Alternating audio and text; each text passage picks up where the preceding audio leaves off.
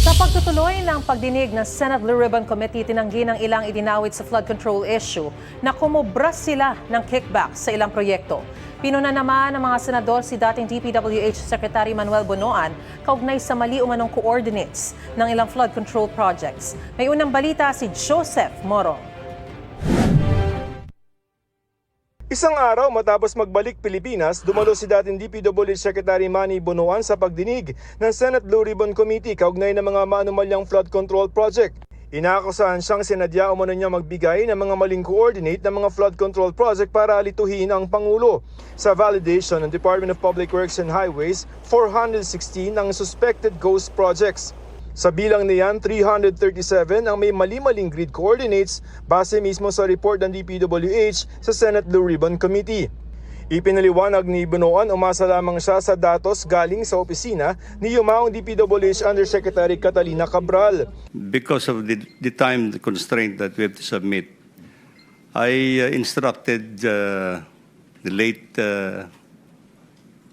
Undersecretary Cabral to collate the information that we need to submit to the Office of the President. Ayon sa inisyal na pagsusuri ng DPWH nung kalihim pa si Bonoan, ang isinumite nilang datos para sa sumbong sa Pangulo website ay ang coordinates na isinusumite sa planning stage ng mga proyekto. Hindi pa ito ang aktual na coordinates o lokasyon kung saan mismo itinayo ang proyekto. At ang layo nung proposed at ang layo nung actual.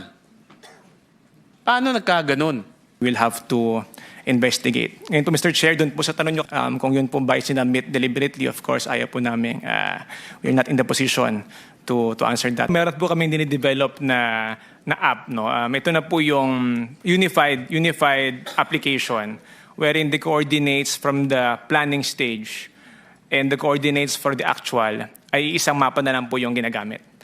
Pagpunto ni Lacson, kung mali-mali ang isinumiteng coordinates, posibleng lumobo ang bilang ng mga ghost projects kahit may mga nagawa naman talaga. Kasi pag pinuntahan yung grid coordinates na mali, wala makikitang project, ire-report na ghost. Dahil mali po yung coordinates, nireport po nila as non-existent. Meron pong mga lugar, medyo masukal na yan. And kung talagang mag-deviate ka lang by a few so many meters, hindi mo talaga po makita. Tanong ni Committee Chairman Senador Ping Lacson, pattern ba ito o di sadyang pagkakamali lamang? Kung ang percentage ng mali na-overcome o na-overwhelm yung tama, may pattern yon. Pero kung halimbawang sa 10 na random sampling ninyo, isa o dalawa lang yung mali, then there's no pattern. Maybe inadvertent yung omission. Out of 337, ang more than 50 meters away, 291 po. Yung less than 50 is 46. Dahil mali-mali ang unang coordinates na binigay ng DPWH, kailangan daw umulit ng kagawaran. Kung natapos na po natin yung one-third ng 30,000 flood control projects in the last 10 years, and then i-reassess naman po natin to. Just to be sure po na with our data. Kaya nasayang lamang daw ang buwis at oras na ginugol sa unang assessment. Bakit di yun yung ginamit ng department sa unang validation pa lang? Because I think nung initially po, nagbuo nga po ng team itong ICI, composed of the AFP, PNP, and DepDev. And they relied on the coordinates dun po sa sumbong sa Pangulo.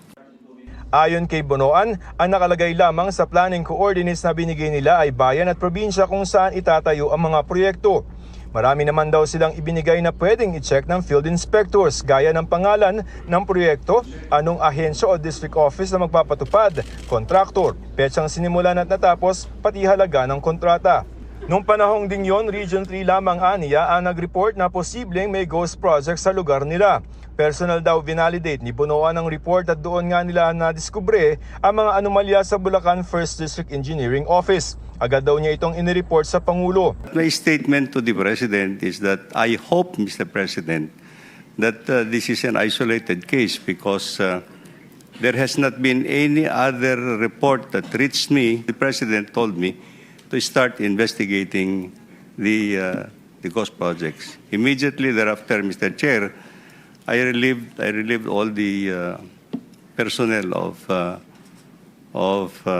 Bulacan 1st Engineering District. Nakaharap din ni Bonoan sa pagdinig si dating DPWH Undersecretary Roberto Bernardo na nagsabing nagsimula ang sistema ng allocable projects noong taong 2022, panahon ni Bonoan bilang kalihim. Ang allocable projects ay halaga ng mga proyektong inilalaan ng DPWH sa budget nito sa National Expenditure Program. Ang komputasyon nito ginawa ni dating DPWH Undersecretary Cabral. Ayon kay Senator Sherwin Gatchalian, lampas 2 bilyong piso ang posibleng nakuhang kickback ni Bonoan. I don't have any allocable amount. Nakakuha kayo ng kickback. Wala po. And the fact is, nandito tayo ngayon dito sa hearing because for the last 4 years, pinabayaan yung nangyayari ito under your watch. Your Honor, as Secretary of the Department, I have general oversight. I have general oversight of all the implementation. Pero kung kasali ho kayo dito sa mga kickback, yung oversight na yan, walang kwenta ho yan. And this is what I deny, Your Honor. Ayon sa Department of Justice o DOJ, kasama si Bonoan sa mga inireklamo ng plunder ng National Bureau of Investigation o NBI. Kabilang din sa nasabing reklamo sina dating Senador Bong Revilla, Senador Jinggoy Estrada at dating House Appropriations Committee Chairman Saldi Co. Si dating DepEd Undersecretary Trigiv Olivar, itinanggi rin ang paratang ni Bernardo na kumubura siya ng mga kickback galing sa mga proyekto umano ni dating Senador Sonny Angara. Pati na ang umano'y 2.85 billion pesos na unprogrammed appropriations para raw sa isang executive secretary. Itinanggi rin niya ang umano'y pag-endorso niya kay Carlene Yap Villa na aide ni dating Senador Nancy Binay. I deny those allegations. Wala pong katotohanan, Mr. Chair, Your Honor. Lahat po from the communication to nag-deliver to kay ES daw po na wala naman po akong personality kay Executive Secretary. That time, kung 2024 baka yun yung papasok po ho kami sa DepEd. That he is lying. Opo, Mr. That he is a liar with respect to Dun po sa... the allegations against you. Yes po. Humarap din sa pagdinig si Maynard Ngu na inukusahan ni Bernardo na humingi ng listahan ng mga proyekto para kay Senador Francis Chis Escudero. Itinanggi ni Ngu ang mga paratang. I absolutely deny all the allegations made by Yusek Bernardo. That's the reason why I already filed a case against Yusek on defamatory insinuations. For this, I invoke the sub judice rule. Pero si Bernardo, pinaninindigan naman ang kanyang mga aligasyon. Ito ang unang balita. Joseph Morong para sa GMA Integrated News. Gusto mo bang mauna sa mga balita? Mag-subscribe na sa GMA Integrated News sa YouTube at tumutok sa unang balita.